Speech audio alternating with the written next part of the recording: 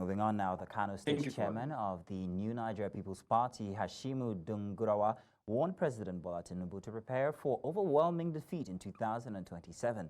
He said going by the alleged anti-masses policies of Tinubu-led Federal Government, Nigerians had queued behind the party for the next general elections in 2027.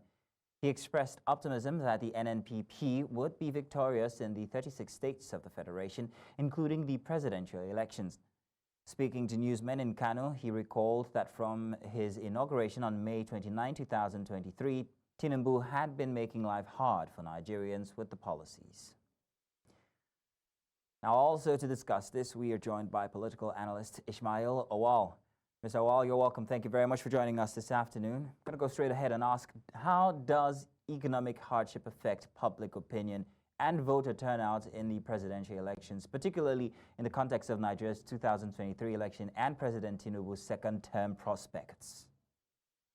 Thank you very much for having me. Actually, hardship or economic hardship generally usually affects the outcome of Nigerian election. For example, I can give you an example with the concluded 2023 election. And the number of people that come out to vote 8 years before that time significantly reduced because of the trust they have in the then president and then how things become. And then in 2023 election, people refuses. I have talked to many people that said they are not going to vote because they don't have trust on the system again, because they trusted the then president that he's coming with policies that is going to make life easier for them, but they were actually very, very disappointed. And then, but those that voted in the 2023 election, only a portion of the society that has hope that maybe things are going to be better, despite how hard they were in the previous years. But very unfortunate for us Nigerians, these 2 years are even more difficult for Nigerian masses than it was in the previous election. So definitely two things is going to happen. I agree with the chairman of the state chairman of the NNPP. Two things are going to happen. Either people will come out in mass to vote out President Bola Tinubu for his unfriendly economic policies if he did not change, or if things did not become better, or people with overall decided to stay in their homes and refuses to come out and vote when it is time to vote.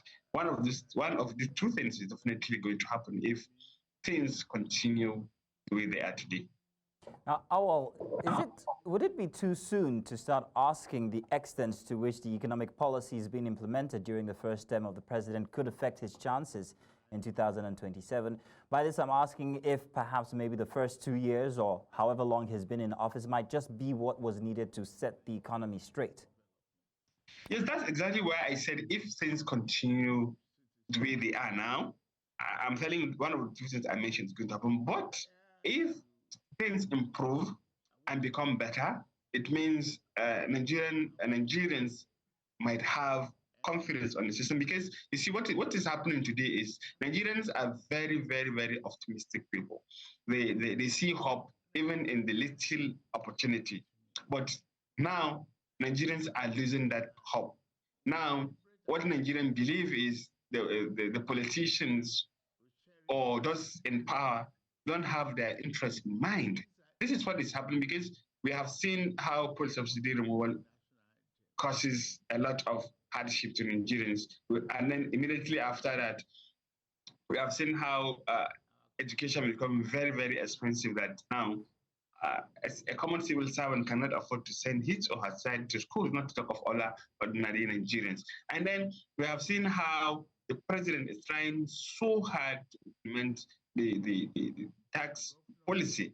And we have seen how experts are calling on the president on how that is also going to make Nigerians, or the life of Nigerians, very, very difficult. But the president is still being persistent about implementing those tax policies. Then whose interest is he protecting? Just like you said, maybe what he's doing today is a background for a better tomorrow, and we are hoping that is the case. But if things continue like this, then I don't think it's going to be easy for him to come back for the second time. Let's take a look at youth unemployment first. Considering the high youth unemployment rate in Nigeria currently because of the situation we find ourselves, how significant could this issue be in influencing voter preference, particularly in the context of his second-term aspirations? Yes, and before you even talk about the issue of unemployment, is the number of or the millions of Nigerians that have become underemployed. We are talking about a minimum wage is now has changed to 70,000. That still cannot buy you a bag of rice in Nigeria. It means ordinarily a civil servant cannot take his salary. A civil servant cannot take his salary at the end of the month and go to the market and buy a bag of rice. A bag of rice, not to talk of other expenses. So these are people that are even employed. Talk less of those that are unemployed. People has if you compare the number of people that are unemployed today, the number of those that are unemployed maybe 2, 3, 4 years back, there's a little bit difference. Maybe things are even easier for those that are unemployed because at that particular time, people have at least people that have money or people that are unsalaried can help those that are unemployed. But it's not the case anymore. Nobody is giving out his money. Even if you have money, it's not even enough for you, talk less of taking care of those that don't have jobs. And then look at also then I think this is the right time to address the issue of unemployment. You see what, especially in Kano, let me talk about Kano. If you studied electoral process in Kano, you understand that it is just unemployed youth that are being used during the case of during election, the days of election to cause mayhem and destruction.